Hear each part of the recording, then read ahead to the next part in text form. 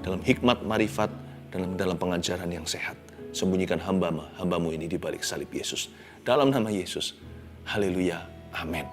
Siapkan hati, siapkan Alkitab Anda terutama, dan juga catatan. Tapi mari kita yakini dulu bahwa Tuhan kita nggak pernah terlambat. Sekalipun 4 hari dia datang telat, Tuhan Yesus tetap tidak terlambat. Dalam cerita Lazarus ini, sekarang pun Tuhan masih bisa bekerja. Dalam hidup Anda, sekarang juga mujizat masih bisa terjadi. Jangan pernah berkata too late atau sudah terlambat, karena tidak ada kata telat dalam kamus Tuhan. Even though he came 4 days later, dia datangnya itu 4 hari terlambat. Seolah-olah everything is too late, segala sesuatu sudah lewat. Tapi ternyata dia datangnya malahan on time dalam rencana Bapaknya. Malah tepat waktu nih ceritanya. Ayat 17 kita baca sekarang. Maka ketika Yesus tiba, didapatinya Lazarus telah 4 hari berbaring di dalam kubur. Betania terletak dekat Yerusalem, kira-kira 2 mil jauhnya. Waktu Yesus tiba, di mana Lazarus dikuburkan, dia udah 4 hari berbaring di dalam kuburan.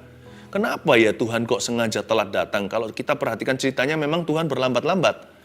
Bukan karena Tuhan itu lelet, atau Tuhan nggak peduli, atau Tuhan mempermainkan perasaan orang. Enggak. Tapi semua itu indah pada waktunya. Jadi Tuhan yang paling mengerti. Kita ini nggak maha tahu, makanya menurut kita terlambat. Menurut Tuhan tepat waktu. Karena hanya Allah yang maha tahu. Coba saya berikan sedikit alasan mengapa Tuhan datang 4 hari telat yang menurut apa yang kita bisa pahami hari ini ya. Karena kita ini memang kan terbatas daya pikir dan pengetahuan. Manusia itu tidak tahu segala sesuatu. Tapi tahukah Anda bahwa Tuhan datang 4 hari later, 4 hari nanti itu ternyata ada hikmatnya.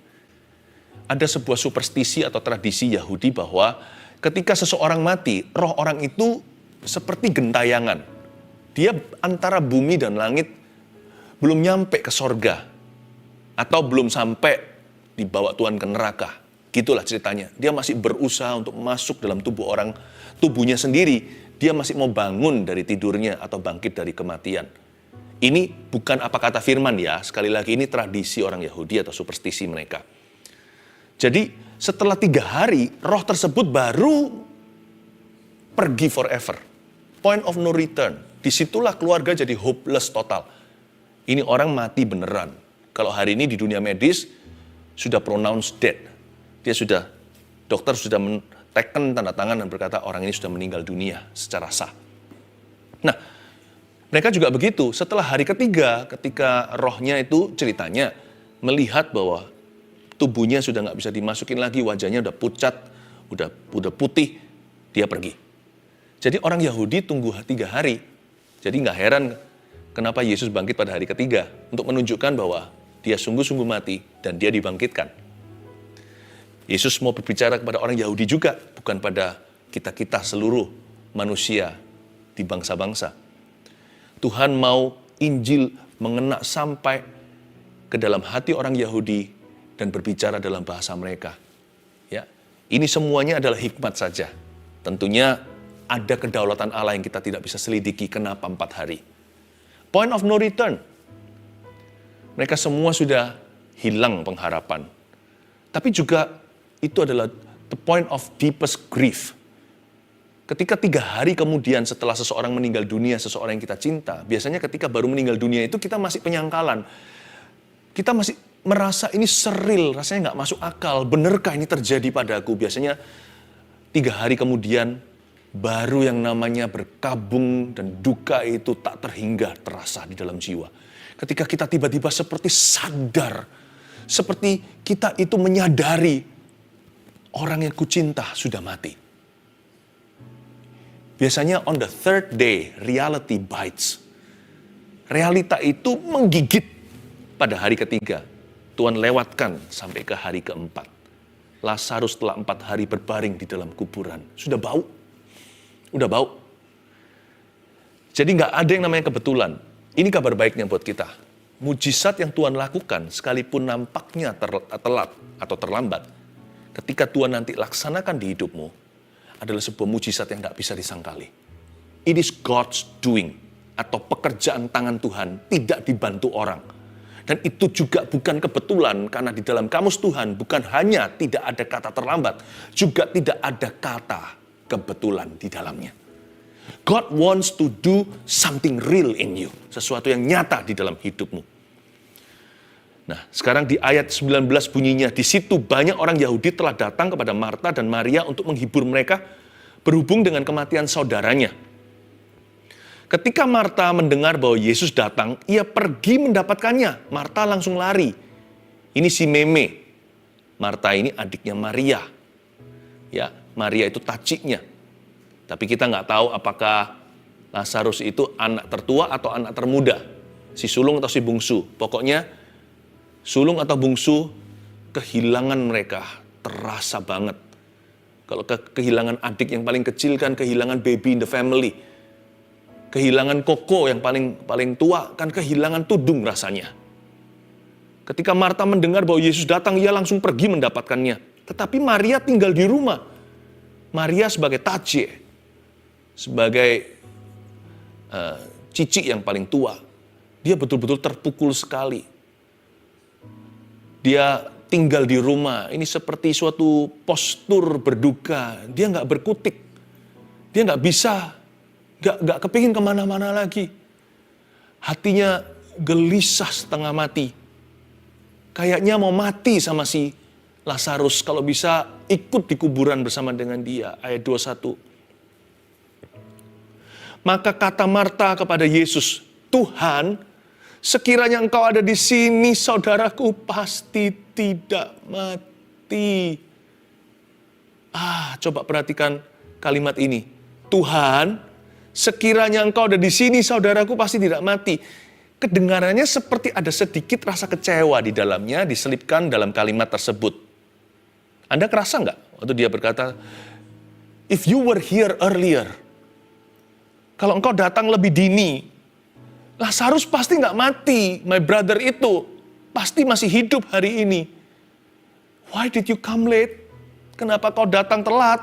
Kenapa engkau tiba terlambat? Tuhan, sekiranya engkau ada di sini, saudaraku pasti tidak akan mati.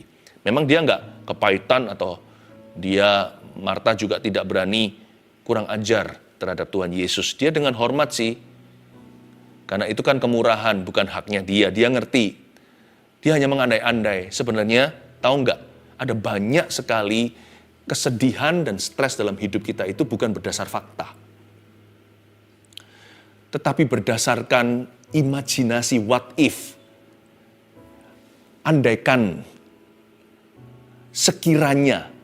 Kata-kata itu nggak selesai-selesai. Seperti kita itu menggali sumur, seperti kita itu digging the wells of supposition dalam bahasa Inggrisnya. Seperti seolah-olah kita itu menggali sumur, I suppose, andaikan, jikalau, seandainya, sekiranya. Orang yang selalu pola berpikirnya itu begitu, dia akan selalu minum dari sumur yang dia gali itu, sumur seandainya, sumur sekiranya itu, selalu dia akan minum air penyesalan. Selalu dia akan minum pahitnya sesal hati. Jangan gitu ya pola pikirnya ya. Look forward, look upward, lihat ke atas, lihat ke depan.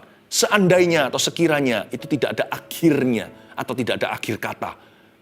Seandainya dan sekiranya itu tidak ada tutup kalimatnya. Jadi jangan pernah Anda terpancing untuk berkutat di sana. Pikiran Anda terfokus ke situ. Kepada imajinasi yang tidak kudus. Andaikan, tahu gitu. Sekiranya, itu nggak ada akhirnya. Nanti minum air kepahitan lagi. Kepahitan sama Tuhan, kepahitan sama diri sendiri, kepahitan sama orang lain. Karena kita yang berpikiran demikian, selalu imannya pupus, pengharapannya putus. Orang yang berpikir begitu, tidak mungkin beriman pada Tuhan. Orang yang berpikir demikian, seandainya sekiranya, orang seperti itu, sudah tidak bisa lagi lihat apa yang Tuhan hendak lakukan. Karena dia menoleh ke belakang, lihat ke masa lalu. Dan yang dia harapkan adalah andaikan dia bisa ubah sesuatu di belakang situ. Orang begitu, salah fokus. gagal fokusnya, bukan lagi pada Tuhan dan pada firman. Orang seperti itu mati janji. Jangan begitu ya, Tuhan sekiranya, itu percuma. Tetapi kalimat ini juga tidak menyinggung Yesus. Marta itu hanya menjadi seorang yang sangat manusiawi. Dia berkata, Tuhan kalau engkau ada di sini, itu pengertiannya sendiri. Dia pasti tidak akan mati. Tahukah Marta? Oh juga begini, saya ingin ngomong sama Anda. Bukan hanya Marta, tahukah Anda dan saya bahwa di hadirat Tuhan, kematian tidak lebih kuat, tidak lebih susah untuk dibatalkan atau dipatahkan daripada sakit penyakit. Andai kata Marta tahu, dia tidak akan stres begitu. Sekiranya engkau ada di sini, dia menghendaki hadirat Tuhan agak early, agak dini. Sekarang bukannya Tuhan sudah hadir di depan dia, itu kan juga hadirat yang sama. Kenapa dia menoleh ke belakang? Harusnya dia lihat Yesus yang di depan, bukan? Yang penting kan hadirat Tuhan, ya kan? Kan dia berkata, seandainya engkau ada di sini, dia merujuk ke hadirat Tuhan di belakang situ.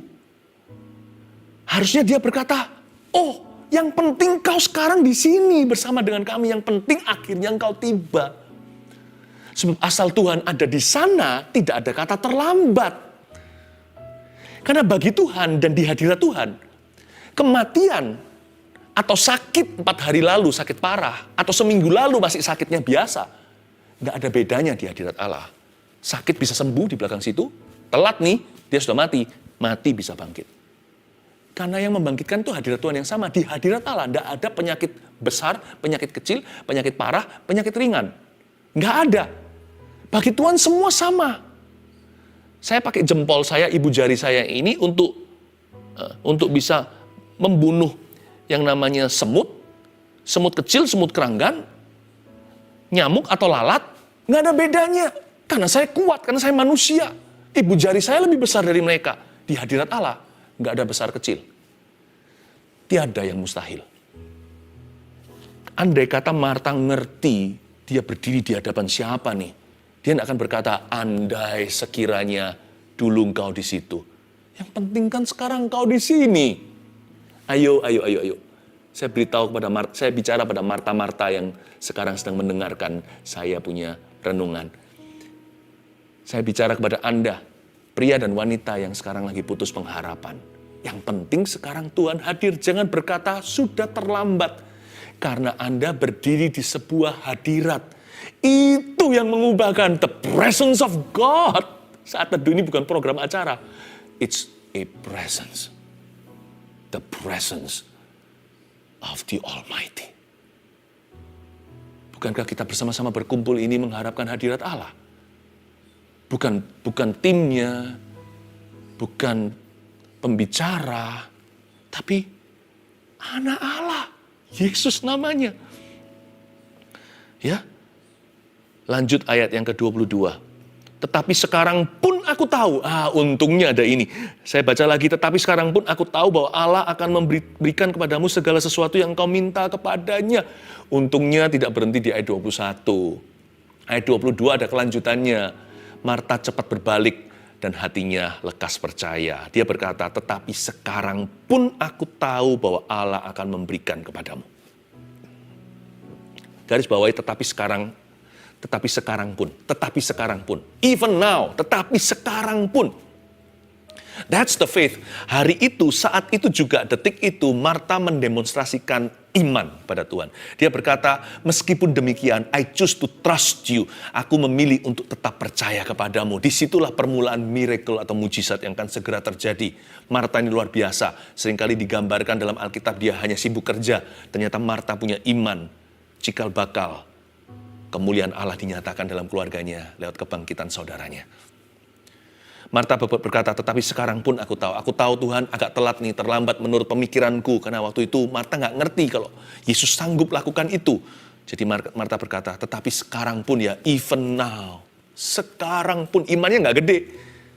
Dia nggak berkata, sekarang pun Lazarus akan bangkit. Dia nggak berkata demikian. Dia hanya berkata, tetapi sekarang pun somehow miracle will still happen. Mujizat pasti masih akan terjadi. Tapi sekarang pun. Garis bawahi. Jadikan itu imanmu hari ini ya, apapun yang Anda lalui. Tetapi sekarang pun. Selalu bicara pada diri sendiri. Soul talk atau bicara pada jiwa. Tetapi sekarang pun, hai Philip Mantova, panggil namamu sendiri. Tetapi sekarang pun, hai Jeffrey. Tetapi sekarang pun, hai Sylvie. Tetapi sekarang pun, hai Henry. Even now. Tetapi sekarang pun, Tuhan masih akan melakukan sesuatu. Orang yang punya iman seperti ini, even now, biasanya doanya lebih singkat. Saya tidak berkata waktu saat teduh ya. Waktu saat teduh biar di-fix, supaya ada disiplin rohani. Nggak hanya saat teduh begini, tapi saat teduh pribadi. Tapi maksud saya ketika kita itu meminta sesuatu, atau ketika kita mengklaim sesuatu, lebih singkat kalau kita punya iman seperti Marta, tetapi sekarang pun. Kenapa? Karena kita pasti akan mengeliminasi semua keraguan kita. Kalau kita bisa berkata, even now God will work, tetapi sekarang pun Tuhan akan bekerja. Yang tereliminasi adalah semua keraguan kita. Kebanyakan doa kita itu isinya karbohidrat. Atau lemak bahkan, bukan protein. Isinya itu berlebihan di keraguan. Kebimbangan. Tuhan, apa bisa? Aduh Tuhan, aduhnya lebih banyak daripada ya dan amin. Andai kata orang punya iman kayak gini, doanya pasti powerful. Dan akan ada great power, ada kuasa besar dalam iman yang bisa memindahkan gunung. Hari itu Marta menemukan sebuah rahasia, memindahkan gunungnya.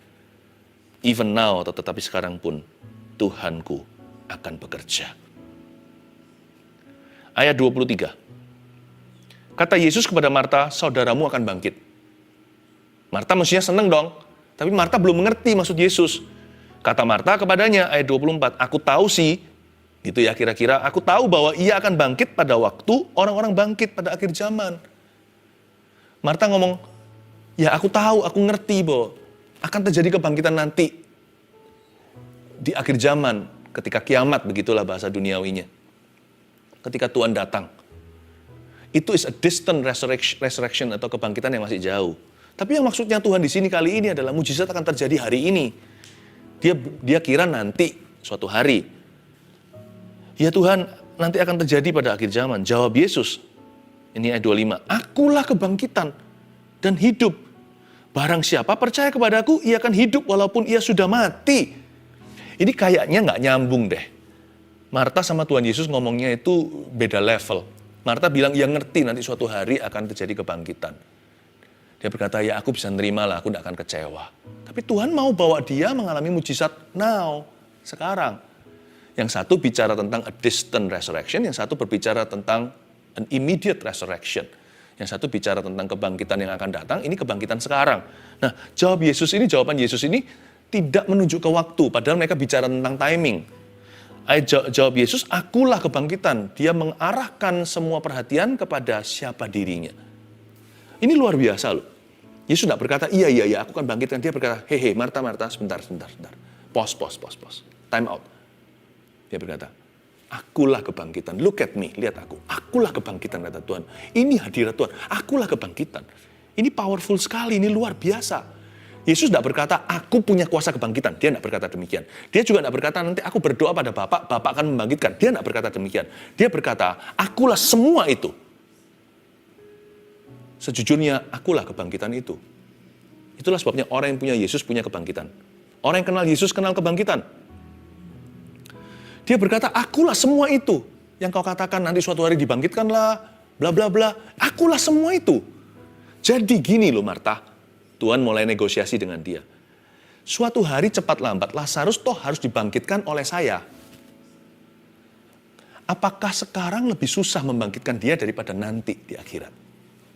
Mana lebih susah menurut kamu? Aku bangkitkan now atau later? Toh cepat lambat, semua mereka termasuk kamu nanti otomatis akan aku bangkitkan. Aku yang membangkitkanmu nanti. Everyone will be resurrected by me, kata Tuhan Yesus. Jadi sekarang aku memberimu satu bonus. Aku bangkitkan sekarang aja ya. Meskipun dia akan mati lagi, tapi tak bangkitin hari ini. Wow, itu rasanya mujizat di depan mata.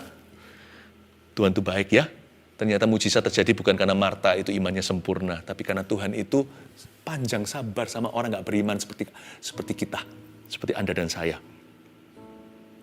Ayat yang ke-26. Dan setiap orang yang hidup dan yang percaya kepadaku tidak akan mati. selama-lamanya. Hah?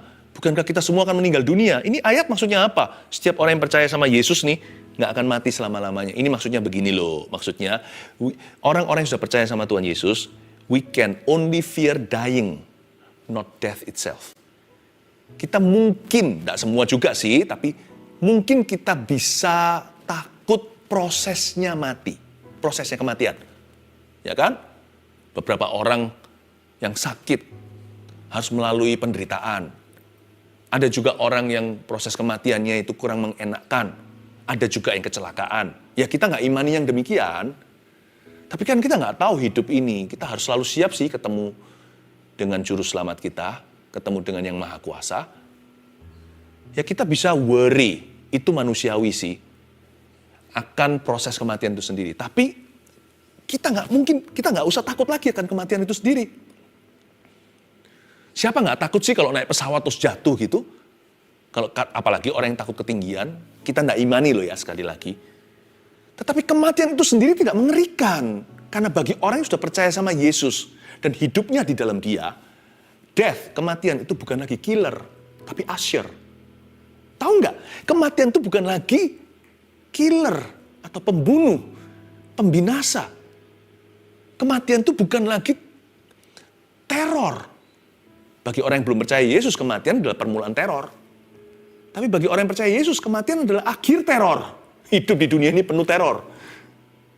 Tapi bagi orang yang di luar Yesus, permulaan teror itu has just begun. Baru ronde 1. Jadi kematian bukan killer, kematian itu ushering me, meng-usher kita masuk ke dalam sukacita Bapa selama-lamanya. Oh haleluya, itu yang dimaksud dan setiap orang yang hidup dan yang percaya kepadaku nggak akan mati selama-lamanya. Ayat 27. Lalu sebelum ayat 27, ayat sebelumnya, kalimat sebelumnya, percayakah engkau akan hal ini? Langsung Tuhan akhiri debat. Tuhan tidak tertarik dengan perdebatan. Makanya Tuhan langsung berkata, kamu percaya nggak? Udah gitu aja. Make it simple, ya atau enggak. Tuhan tidak membutuhkan imannya Marta, tetapi Tuhan sedang mengajak dia untuk kerjasama supaya dia bagian dari cerita kemuliaan Allah, bukan dari cerita orang yang nggak percaya lalu Tuhan buktikan salah. Karena itu Tuhan terakhir berkata begini dari hati kasih, percayakah engkau akan hal ini? Mengakhiri segala debat. Marta, ada banyak hal nggak bisa masuk rasiomu, bukan berarti tidak pakai akal budi loh ya. Satu titik kita harus berkata, I believe, even though I don't see. Sekalipun aku nggak melihatnya, aku percaya. Dan puji Tuhan, endingnya bagus. Ayat 27 bunyinya begini, jawab Marta, untungnya, ya Tuhan, aku percaya. Ya Tuhan, aku percaya, itulah resepinya kemuliaan Allah. Bahwa engkaulah Mesias anak Allah, dia yang akan datang ke dalam dunia. Lalu tak lama kemudian, bangkitlah Koko atau adiknya si Lazarus itu. 3 poin sederhana saya berikan kepada Anda. Dari rangkuman yang kita bahas ayat per ayat, Tuhan gak pernah terlambat. Oleh karena itu ini aplikasinya. 1, hati jangan lekas kecewa. Katakan pada dirimu sendiri, siapa tahu mujizat masih akan terjadi. Siapa tahu sebentar lagi. Jadi jangan lekas-lekas kecewa. Hati itu jangan gampang berkata, aku kecewa sama Tuhan. Karena Tuhan kita tidak pernah terlambat, sekalipun dia datang telat. Sekalipun dia kelihatannya terlambat. Tapi Tuhan itu ngerti. Dia tahu tradisi, dia tahu superstisi, dia ngerti seluk-beluk hati. Dia tahu apa yang terbaik bagi Anda dan saya. Dia nggak hanya memberi kita secara fisik. Dia memperhatikan nilai iman kita. Yang pasti Allah kita tidak pernah terlambat. Jadi hatimu jangan lekas kecewa. 2. Iman jangan mudah goyah. Pengakuan imanmu itu jangan dilepaskan. Terus diakui di mulutmu, terus diyakini di hati. Sebab dengan hati kau percaya, dengan mulut kau mengaku. Jangan lepas. Sebentar berkata, I believe in you, ya Tuhan aku percaya. Lalu kemudian berkata, aku percaya dapat apa? Mana Tuhan kok gak dengar doa? Jangan diubah, jangan pelin-pelan di lidah. Iman itu jangan mudah goyah. Tapi Pastor Philip, kalau kita iman ini nggak terjadi gimana? Oke, saya kasih resep ininya ya, backupnya ya. Ini pun bukan backup iman sih, ini evolusi iman. Jikalau nggak terjadi mujizat itu bagaimana? Anda ingat surat Paulus nggak? Dia berkata bagaimana? Dia berkata begini, maka tertinggallah ketiga hal ini. Iman, pengharapan, dan kasih. Persis itu kronologinya. Maka tinggal ketiga hal ini. 1 Korintus 13 tepatnya. Iman, pengharapan, dan kasih. Dan yang terbesar diantaranya ialah kasih. Oke, saya ajak kita matematika. Evolusi iman seperti apa? Jikalau iman kita itu nggak goyah, tapi nggak terjadi yang kita imani, biasanya kita downgrade. Seolah-olah downgrade nih. Kita silang iman, tinggal pengharapan. Kita berharap ya semoga Tuhan menggantikan. Atau semoga Tuhan masih kabulkan. Iya kan? Tapi kalau masuk surga jangan semoga-semoga. Itu kepastian. Keselamatan itu blessed assurance atau keyakinan. Saya bicara tentang janji-janji yang sementara. Yang sifatnya di dunia ini flesh and blood. Darah dan daging. Kalau iman jatuh satu level, itu ke pengharapan. Lalu jatuh satu level lagi, pengharapan kita nggak terjadi nih. Biasanya akan jatuh di level terendah. Itulah bottom rock atau itulah batu karangnya. Kasih tanpa syarat. Malahan Paulus berkata yang terbesar malahan kasih itu. Iman mujizat, pengharapan mengharapkan. Semoga masih bisa terjadi. Kasih. Kita bisa berkata Tuhan memberi, Tuhan mengambil, terpujilah nama Tuhan. Itu karena kasih Tuhan dalam diri kita yang tak putus-putusnya. Jadi sebenarnya jangan takut. Kalau beriman, ngejos saja.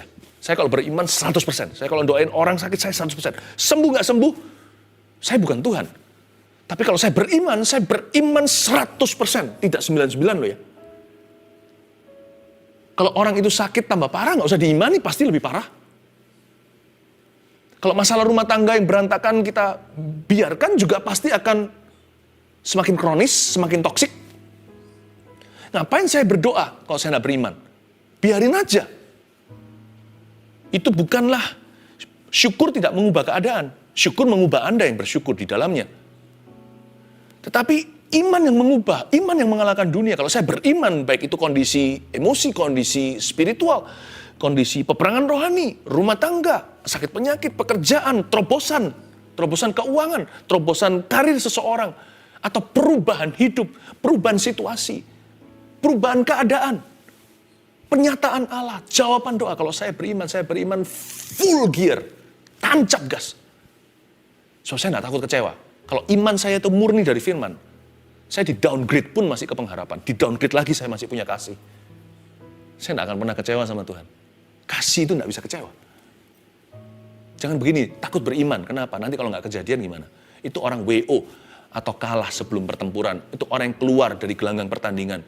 Belum lap pertama. Belum kita putaran ke-1. Sudah berkata, ya sudah daripada kalah mendingan nggak resiko. Daripada kalah mendingan gua pasti nggak menang.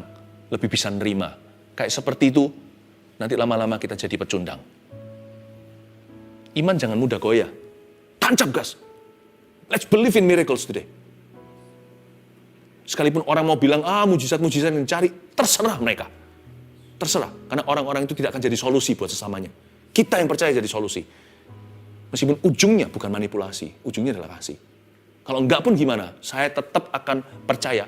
Seperti Habil, darahnya dari tanah itu berseru dengan iman. Mendingan saya mati, tetap beriman, dan sekalipun tidak melihat apa yang saya iman terjadi. Saya pulang ke surga membawa iman. Imanku tidak akan tercuri. Terjadi atau tidak terjadi apa yang kuimani, aku tetap akan beriman. Karena imanku pada firman Tuhan. Tuhan berkata, dia Yehovah Rafa, I believe in healing. Saya percaya dalam kesembuhan. Tuhan berkata, Yehovah Jireh, Allah yang menyediakan atau Allah yang mengadakan, saya percaya kepada pemeliharaannya. Saya percaya satu persatu.